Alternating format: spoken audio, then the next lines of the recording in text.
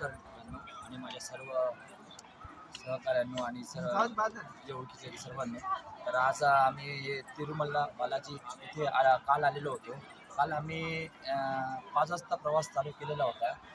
ते तिरुपतीवरून 5 वाजता प्रवास चालू केला. ते जवळजवळ 3,500 ज्या पायऱ्या होत्या त्या मोठमोठ्या पायऱ्या चढून आम्ही इथे 11 वाजता पोहोचलेलो. आणि 11 वाजता पोहोचल्यानंतर आम्ही या बालाजीच्या दर्शनासाठी रवाना झालेलो होतो.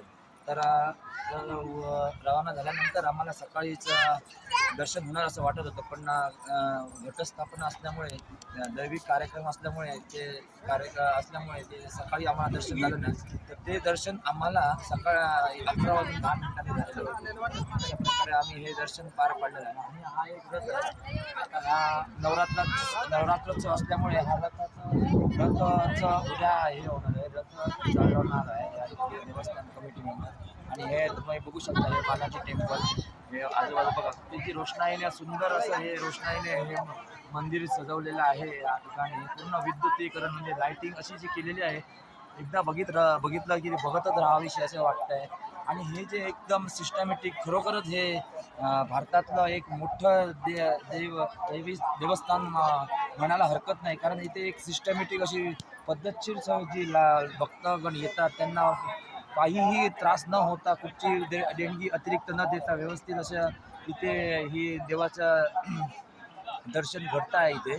तर खरोखरच धन्यवाद मी म्हणतो की आज मला पण इथे माझगाव डॉगच्या मित्रपरिवाराबरोबर मी इथपर्यंत आज आलो, तर त्यांचं पण मी खरोखर मनापासून आभार व्यक्त करतो की मला इथपर्यंत यायचं माझे जे भाग्य लाभलं आहे ते खरोखर भाग्य आहे या ठिकाणी.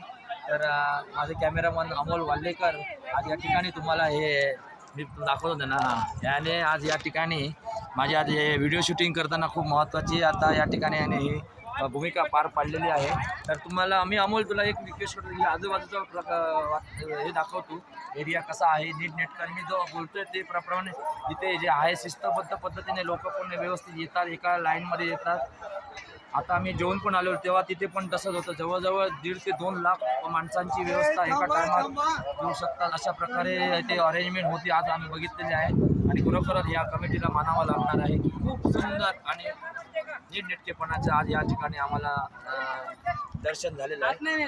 धन्यवाद.